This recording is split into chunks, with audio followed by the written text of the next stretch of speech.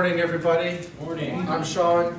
I'm casual today because not only is it Saturday, but I got my two little guys in the other room. I'm solo parenting this weekend, so forgive me. It's no sign of disrespect. Normally I'd be in a suit. But I love CEE. I myself went through one of their programs when I was a teenager. So excited to see you all here. I've done some stuff with the teacher enrichment program before, so it's a pleasure to be here. I'm going to continue the AI topic, but we're going to take a really different tack to it, okay? My background is I'm professionally trained as an international attorney, but I spent 16 years in the US intelligence community at CIA, and then at the Office of Director of National Intelligence, doing and then ultimately leading cyber threat analysis for the US intelligence community. And I left there in 2016. I've been doing consulting and other work related to it since, but I come from a perspective of strategic thinking, national security, international cooperation on emerging technology issues. So when I was the National Intelligence Officer for cyber issues, things like AI, quantum, all of that was slightly over the horizon, so that was all grouped into our bailiwick as things we're thinking about and worried about in some context or excited about for new opportunities. The reason I give you that little bit of background about myself, I do teach usually at the postgraduate level at universities, so I'm not at the same level you all are, but I appreciate the importance of the STEM education even before secondary and building those fundamentals or principles that the lady was talking about to move forward. And really where my niche has been in my professional career and in my teaching is looking at the implications and the connections between things so that you know how to think about them. I'm not going to drop a bunch of statistics on you here today. I'm going to tell you how I'm thinking about the development of AI and its implications for the area that I've done a lot of work in, cybersecurity. And what I would hope you would take back to your classrooms is as your students start discussing these things with you, right? Or you ask, why shouldn't I completely rely on ChatGPT? Well, some of these algorithms that are programmed overseas are programmed in countries that have very particular political, religious, or other either approaches or restrictions even in some places about what you can design and do. One of my favorite stories is when they first had the chatbots on the Chinese internet, okay? They had it running, and then the Chinese government asked the chatbot, what do you want to do when you grow up? Basically learning from what everyone on the Chinese internet was doing. You know what it said? The Chinese chatbot, after watching the Chinese population talk, responded to the government to the question, what do you want to do when you grow up? Move to America. Okay? And you can imagine then how the CCP, the central political organ of China, started revamping its internet procedures, and now we have the social credit system and all those other things. But understanding context is what I'm hoping to share here, and I'm excited about AI. I'm worried about certain aspects of it, but let's talk a little bit about it, and you're welcome to interrupt me at any point, okay? I want to make this as interactive. Current state of AI. I am not a programmer. I am not an electrical engineer or computer scientist. I will offer as an observer of the technology that we're still probably in the narrow, not yet at general AI, okay? Because I can ask ChatGPT questions and it can produce things back to me, but it won't say, hey Sean, it's almost 12, are you hungry for lunch, of its own accord. It's not laterally thinking, okay? It doesn't have self-awareness, or if you read philosophy, it doesn't have consciousness of itself. It's like when Watson, the IBM tool, played Jeopardy. It answered all the questions right, but Watson did not know Watson was on a game show. It was just performing tasks. So I would offer, we are still at big data analysis, machine learning, neural networks. They're getting incredibly powerful. They're doing an amazing job at tasks that they are asked to do. They're not yet, when they power up, going, hey Sean, here's what we should be doing today. Okay, that's what you do in your daily life. You're a general. And of course, super AI refers to when it exceeds the human capacity, whether it's going to be in the number of microprocessor connections that exceeds the number of neural synapses in a human brain, and we're able to actually exceed human capacity of consciousness. We're certainly not there yet. The machines are not taken over yet. But we are coming up on the point where we're going to start asking machines or the algorithms how to improve themselves. I had fun. I'm writing an article for a journal on the ethics of generative AI. So of course, what did I do? I asked ChatGPT, what should be the ethical and legal restrictions on generative AI? That's an interesting result. It's also interesting to do it 3 or 6 months later and compare the two answers it gave you. Basically, ChatGPT at this point tells you that OneAI has a very diverse crowd of employees who are making sure that all ethical considerations are taken into consideration. So I'm just fully confident because I know exactly what's behind the corporate OneAI world, so I'm just put all my trust in that. That's what ChatGPT tells you to do. Generative applications, large language models. Obviously, in the last year or two, we have had incredible advances. And I've heard a bunch of statistics, just listened to a TED Talk a day ago that was talking about a $14 trillion market for AI, especially in driverless taxis around, globally. The potential is there for what I would call a game-changing technology, because I think it's going to affect so many aspects of life, but we are just on the cusp of it. And the generative stuff, as I mentioned, I believe is still performing particular tasks that it's asked to. It's not yet moving into a broader realm, okay? How soon when we get there? The technologists who are really doing this are saying that it's advancing even at a faster rate than Moore's Law did for the storage capacity and processing capacity. That's fascinating to me, and I made a distinction in my intelligence work, and it's not one I came up with, but one we used to refer to, about disruptive applications and disruptive technologies.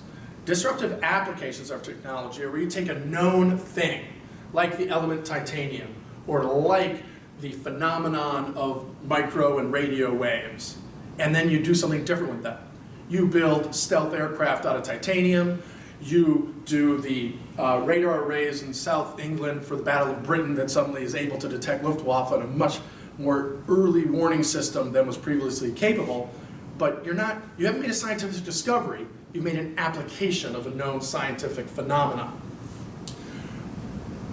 When that development cycle is so fast that you're working strategically with things that are either under development or have just been discovered or created, you're dealing with strategic surprise and disruptive technologies themselves that are suddenly placed in front of you, and you're trying to figure out what to do.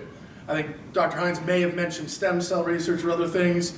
I would put that in this category, where we're doing stuff with genetics that it's bumping up on our ethical and moral considerations because we just don't even know how to handle what the technological capacity we have is. AI is another place where I think the technology is going to come before our full grasp of it and what we want to be doing with it. And there's no value judgment here. I'm just saying it's a difference that we are dealing with real-time discoveries in today's world that are very disruptive. Leadership. Who is leading the development of AI? I'm a United States citizen. I worked in our national security community. I'm going to have to tell you, I think China is probably ahead of us in many, if not most, areas of AI because of their ability to demand data, their data sets that they are generating within their own country, that they are stealing from other countries, and just the way they have a centrally driven economy. The United States has some giant companies that are domiciled here. They're doing incredibly amazing work. But if I were testifying to Congress or briefing the White House like I used to, and they said, who do you think is leading strategically in AI? I'm going to say China. And I think there are some other countries with very niche programs and companies in certain areas. So this really is a global competition for economic and military dominance in this area. Oversight. Let's not forget to ask ourselves who's looking out for the public's interest, and that could be here in the US, it could be in another country of your choosing, or it could be at a global UN level.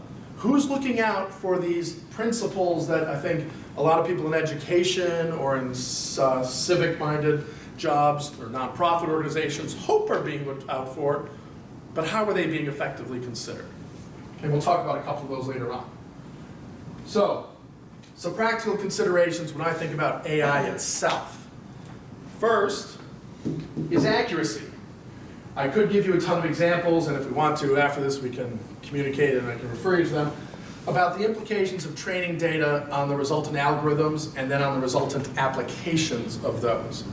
Okay, you get skewed data in, skewed results out.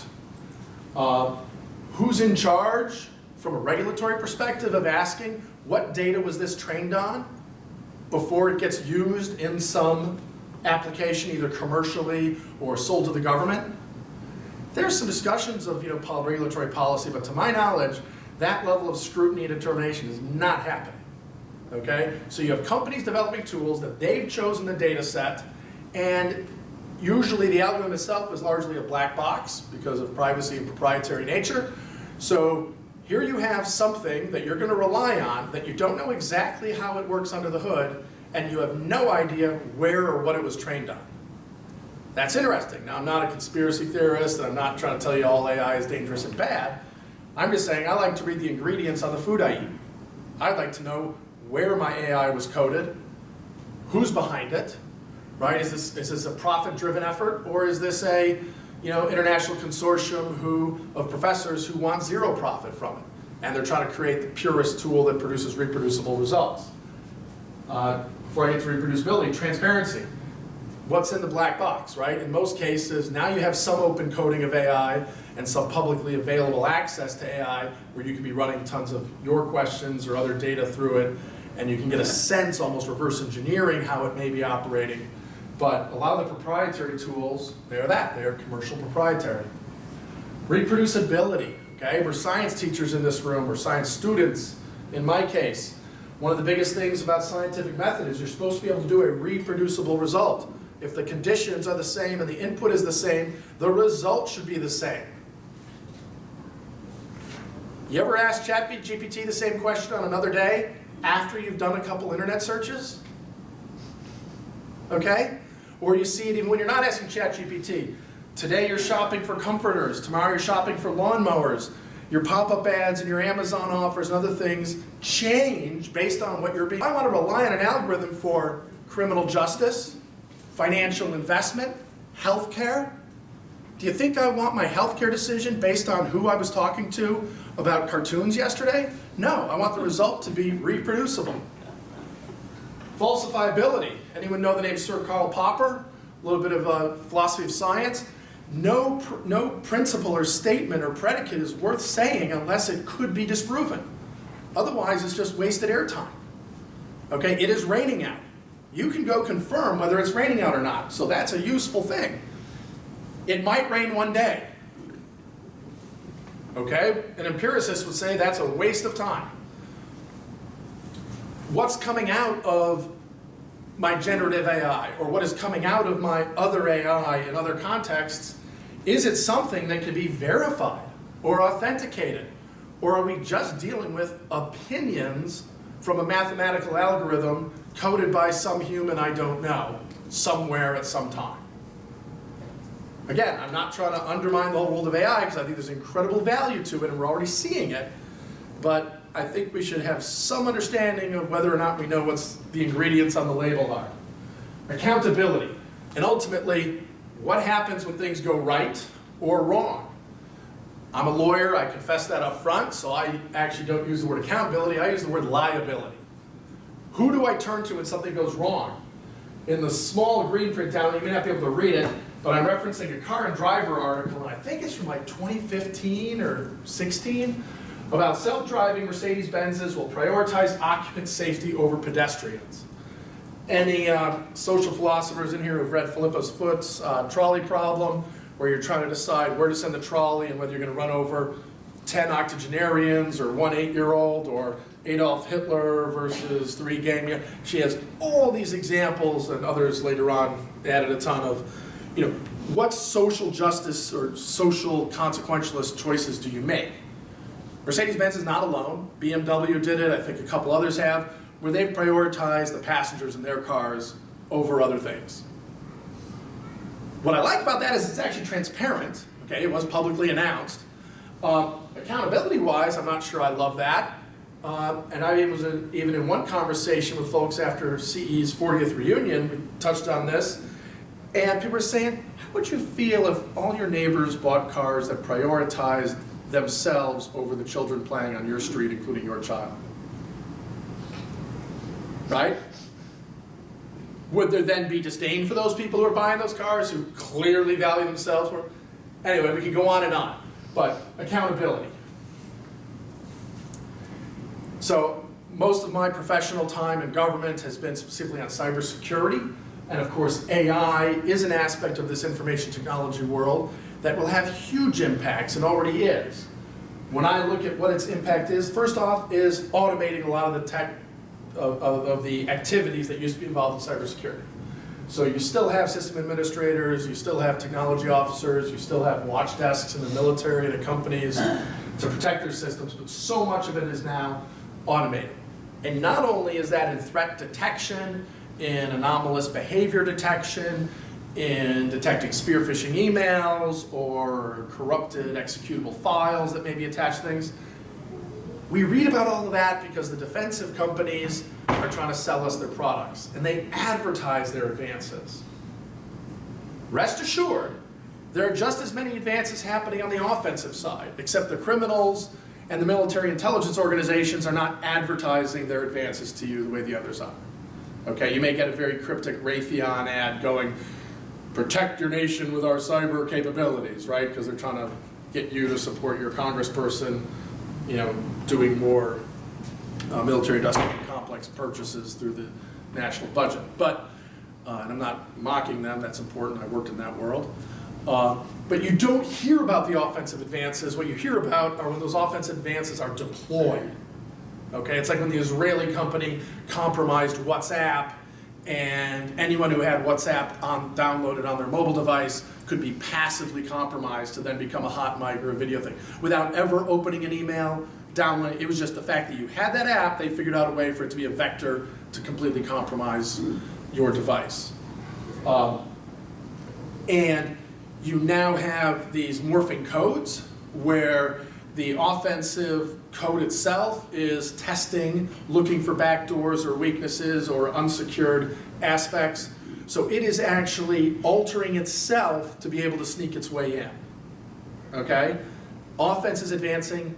When I last served in government and in my consulting work since, I've maintained that offense has the advantage over defense in cybersecurity and cyberspace. Why do I say that? We could talk at length. But superficially, defense has to protect everywhere all the time perfectly.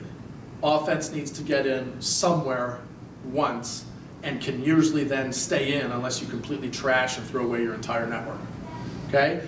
And when you talk to PhD computer scientists, and we've done this at the national laboratories, the red team designs an exploit. You give them 10 hours to design an exploit and deploy it. It usually takes a team of equal number and equal caliber skill, 10x or more hours to find what they did. So if it took the red team 10 hours to create it, it takes the blue team about 100 hours to find it.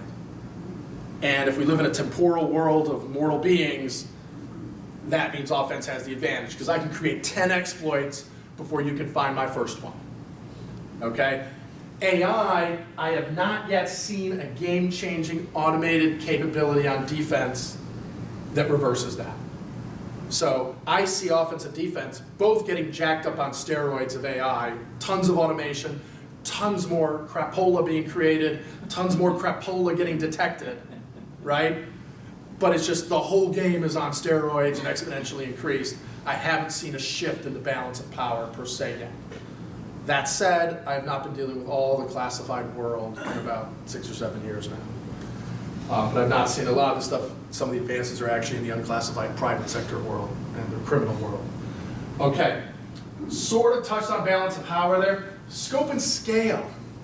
The amount of digital data that's being created every day and the amount of offensive and defensive activity is such that the humans are basically surfing the wave, trying to let the automated activities cull as much as they can, point out things that need a human eye to detect them. And my question there is, at what point are things moving so fast and in such volumes that the human brain is nothing more than a speed bump, right? That's really just getting in the way of your automated system trying to play defense or offense against its opponents. I think the scope and the scale will continue to increase exponentially, which continues to raise the question whether you're an intel analyst, a business investor, a politician, how do you keep up with this as the system just keeps getting faster and faster? Physical impacts. One of the things with cybersecurity for a long time, we weren't able to point directly to a death that was caused by a cyber attack. Now, unfortunately, we have several instances where we can, mostly healthcare related. But the issue with the AI is these are running physical technologies, whether they are electrical power grid systems, taking solar energy and back and forth from the public grid, whether we're talking about smart cities and smart roads and driverless cars. The real use case for driverless cars isn't about you and I getting to school or the rock concert. It's about getting the truck driver out of the truck, no disrespect to the Teamsters, but there are regulatory rules for how many hours they're allowed to drive. That vehicle has to be stationary for a while unless there's another driver who takes over, right? The real use case is for cargo shipping, where you basically turn the highways into the equivalent of railways. That has physical impacts, right? If you're able to induce crashes through a cyber attack, or you're able to mess up healthcare issues and patient outcomes are affected. So the areas that AI is now playing in a very useful way, if a malicious actor compromises it, I'm concerned that we'll have many more physical impacts of these quote-unquote cyber attacks, whether it's at the falsified data for the training level or if it's in later applications. Again, I'm one of these big strategic thinkers. That was my mandate. We used to write the national intelligence estimates and stuff, so immense respect for people who are where the rubber meets the road and actually detecting the cyber attack in real time and curtailing it. I don't have that skill set, and that's not what I did. Myself and my team were charged with looking at the emerging technologies, looking out over the horizon and saying, how do we need to think about these things and what do we need to be worried about? So my first question, what I think we really need to be thinking about strategically with AI, who guards the guardians? If anyone has studied game theory, you'll recognize that phrase. And I ask which countries, companies, or other entities will control the AI technologies? Okay? Is it going to be a select group of Western multinational companies like your Microsofts, your Googles? Is it going to be Chinese entities whose platform will be the one that's ubiquitously used? Because if you are the gatekeeper of those technologies, you will have immense, I would say not just soft power, but hard power over anyone who's using it. For starters, you can deny them access to the tool, or more importantly, you can observe what they're doing with the tool, or thirdly, you can alter the functionality of the tool for different users if you actually had control of the algorithms. Security dilemma. This is taken from political science or international relations theory. You have arms races or conflicts or competitions in the political military space. Well, what does AI do? Is AI offering mitigating impacts or aggravating? Again, I hate to be the pessimist in the room, but I consider myself a realist. Insecurity stems from uncertainty. And what I told you on a couple earlier slides is that scope and scale are getting out of control. And the human is trying to stay on the horse, right, and can barely hang on. Well, that sounds like uncertainty to me, not certainty, okay?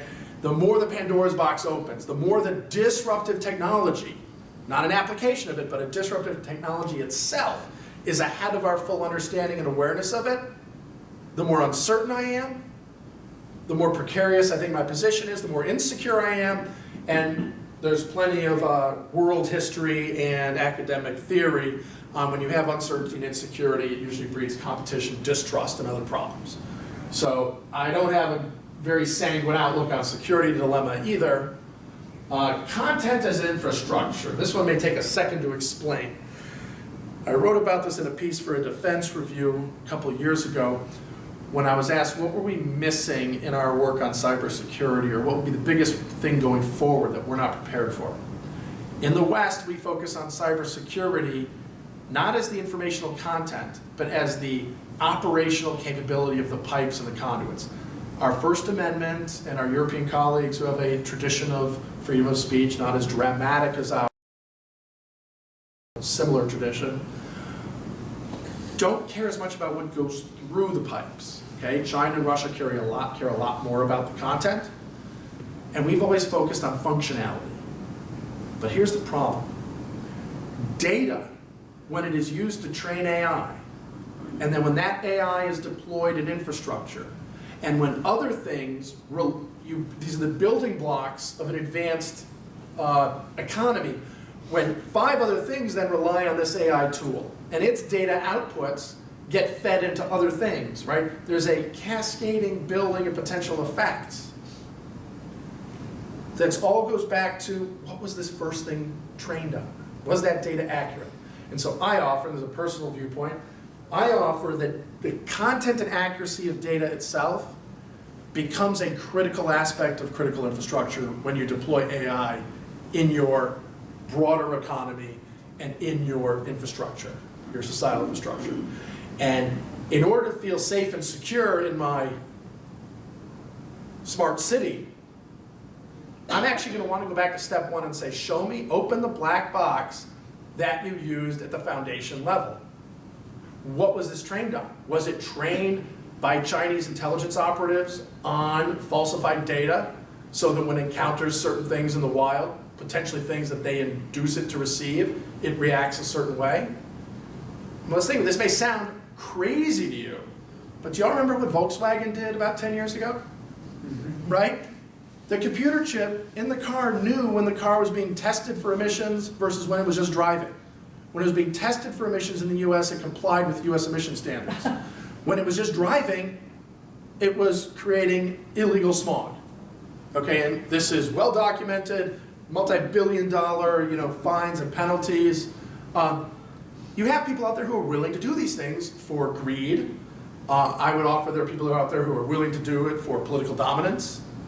I'm concerned about this when you're building a whole society or an economy and an infrastructure on top of things that you don't know who poured the concrete slab or what it's even made of. Is it actually concrete? And I think this is my last one, yeah. I'll leave you even going one level higher up in flightiness, ethical considerations, inherent bias. Does the algorithm itself disadvantage certain groups or individuals? Again, the green you probably can't read is from MIT Technology Review, talking about predictive policing algorithms being racist. LAPD had that problem. The algorithm they were trying to use to recommend when to do stop and frisks, something short of a full physical search in their jurisdiction, disproportionately recommended stopping and frisking Black and Latino males. Now, in the algorithm's defense, it was trained on historical LAPD data, which means it probably learned that historically the LAPD had inappropriately stopped and frisked more Latinos and African Americans. But that's not what they wanted going forward. Other people who put in chatbots quickly found them to become misogynistic or racist because they were simply listening to the other conversations on the same platform and copied them. So we obviously, certainly in our legal and political system, don't favor those outcomes. Distributive justice. I will also offer that access to AI is going to create increasing return to scale and profitability. Those who don't have access to state-of-the-art AI will not be able to compete incredibly effectively, and that is true for smaller companies, smaller countries, less developed countries, compared with the entities who have the money to either develop or purchase access to cutting-edge AI technologies to utilize in whatever field they're in. So I think there's a concern for potential exacerbation of inequality. If 1% own 99% of the value, I can imagine 100 years from now, 1% owning 999 thousandths of the value. Just this will favor the haves over the have-nots, and it will be a self-fulfilling prophecy. Human dignity, how is training data collected and used? Do you know your data is being collected? Do you have a right to some privacy to not be a training tool? Those are, again, philosophical or legal questions in whatever jurisdiction you're in. And societal welfare. We already know that AI is making certain types of jobs redundant. It started with box scores for baseball, where you'd simply give it the 9 innings of what happened, and it would write in normal baseball commentator parlance what happened in the game. It's done a lot in journalism nowadays. I think our previous panel talked about it being done in the classroom. I even know in my profession in law, it's making a lot of standard legal work obsolete, document production and other things. So what are the implications you get there? There's a value judgment, quite frankly. A lot of people talk about how horrible it would be to get universal basic income and not have the access to employment. Sign me up for that case study, right? I'll go practice what it's like to not work for 9 months and get paid. Who knows? But there's obviously a lot of stuff, and I'll come back to where we started, your teachers, right? Not only do you have students who are engaging with these technologies and using them, I expect that at some point you're going to be discussing some of these things. Why you still need to learn to do arithmetic yourself, even if you own an abacus or a calculator. Or, I'll end with this. My team at Office Director of National Intelligence, when each of them moved on to their next assignment, I give them my hard copy print book and a candle. And the book was always special to them, a special edition of something that met one of their hobbies or interests. But it was, there's a good chance the lights will go out one day. Hopefully they'll come back on soon after that. But in the meantime, enjoy this book, right?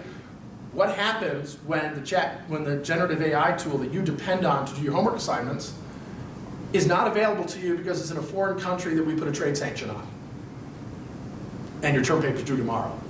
Good luck writing it, okay? I offer you, think about these things in context, embrace the technology where it's safe and useful. In the back of your mind, keep asking yourself, where may it be a pitfall or a danger? And I'm curious to see where it all goes. Thank you. Thank you.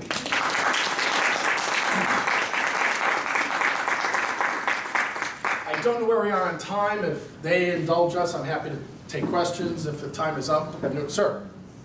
Unrelated, but you should be able to answer this question. How long do you think China will catch up to the U.S. in the semiconductor field under 7 nanometers?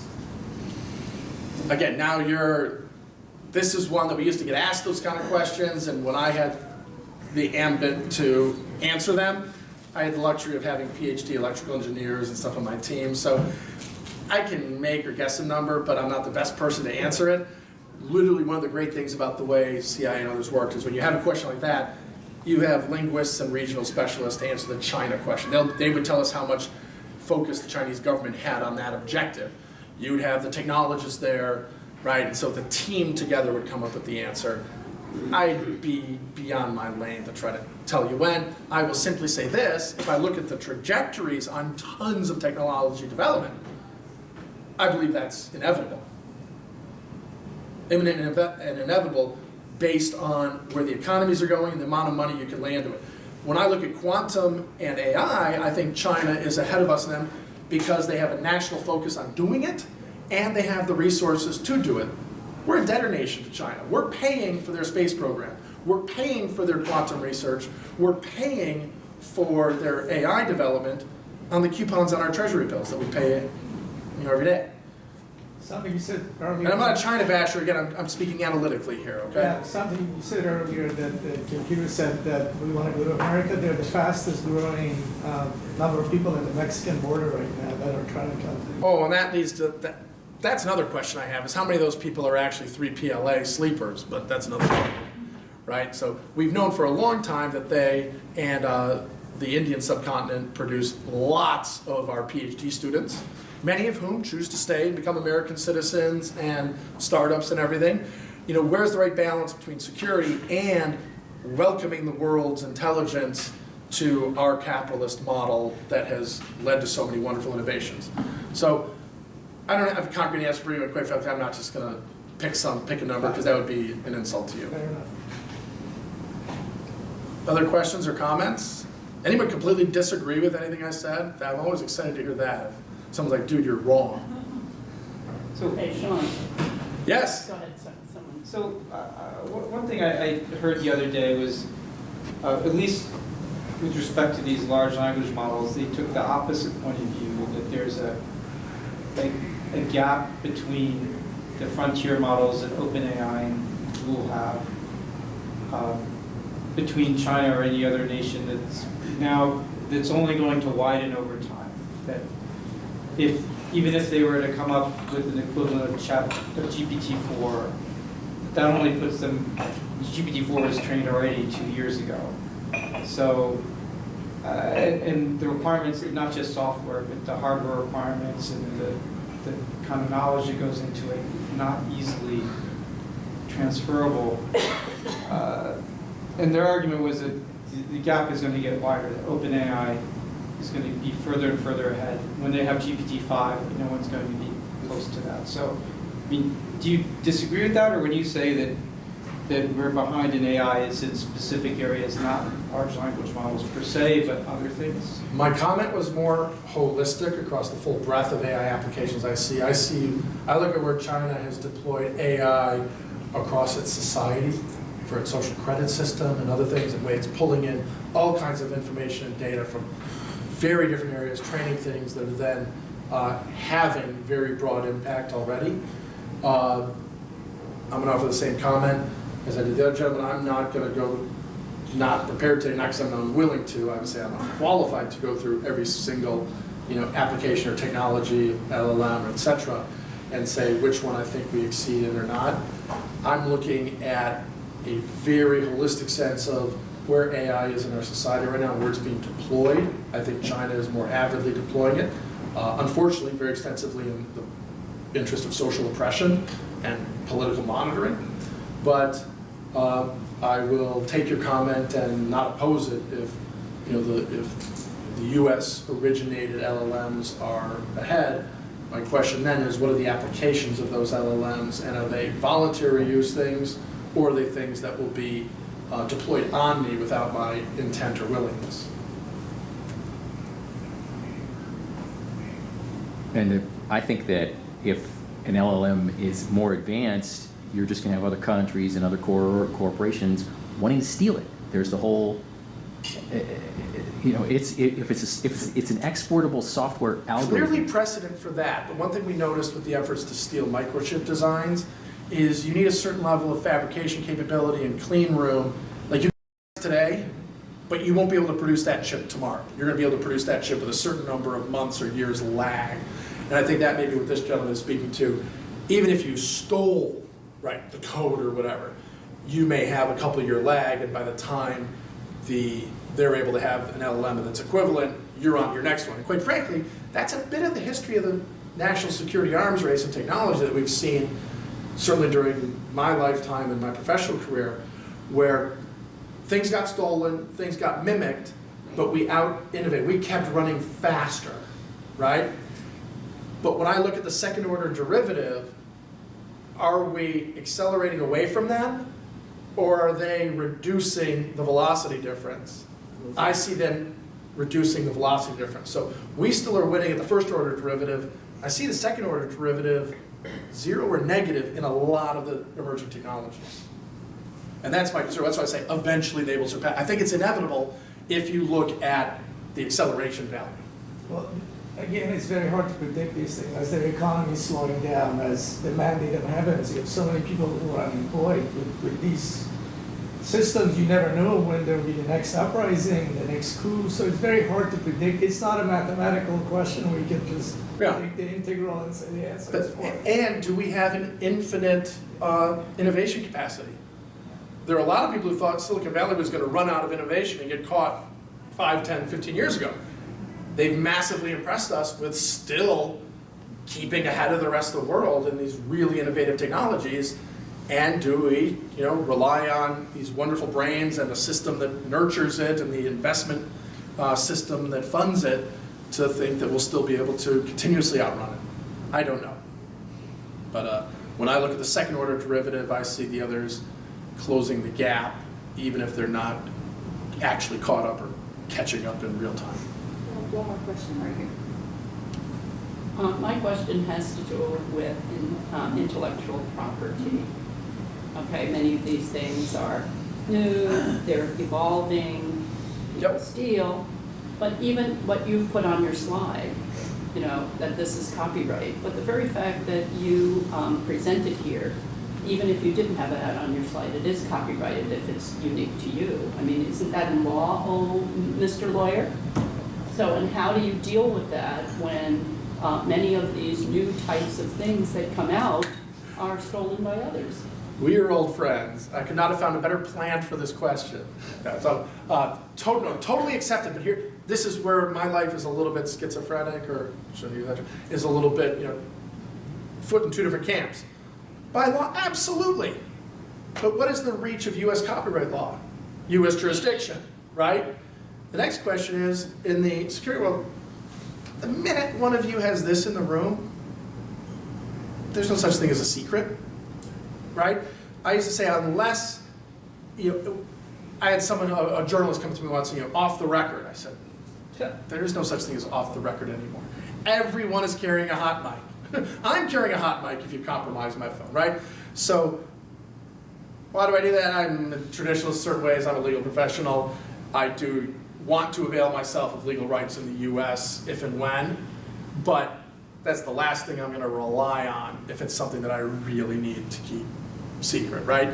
This is why a lot of companies bring to market before they file for a patent, right? They want to get the value back, not trust the legal system to protect their value.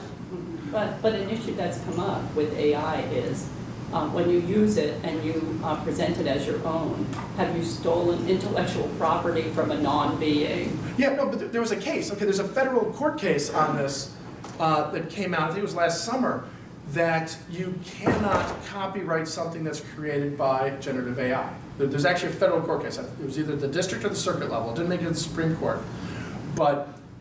And a lot of these high-level cases are people intentionally do something to push an issue so they have standing to bring a case. Someone generated something knowing it would get copied and then brought the case to the federal court system, and the US federal court system said only human creativity can be copywritten and patented at this time. The prose created by one of these is not copyrightable. And it's not plagiarism, is that correct? So I'll speak to copyright because that's a legal term. Plagiarism is usually a word that has moral implications or maybe applies to a policy handbook. So I'd have to read whatever policy handbook you're referring to on plagiarism. Well, our university says you can't use AI. Okay, but you know what I'm saying? Like, I'll speak to the law, Yeah. but plagiarism is not a legal term. Yeah. Copyright violation is a legal term. But so it would be whatever community you're in, whatever their principles of shame on you plagiarism are. Thanks. Yeah, okay. Good stuff. I Thank hadn't thought of all that. Thank you all.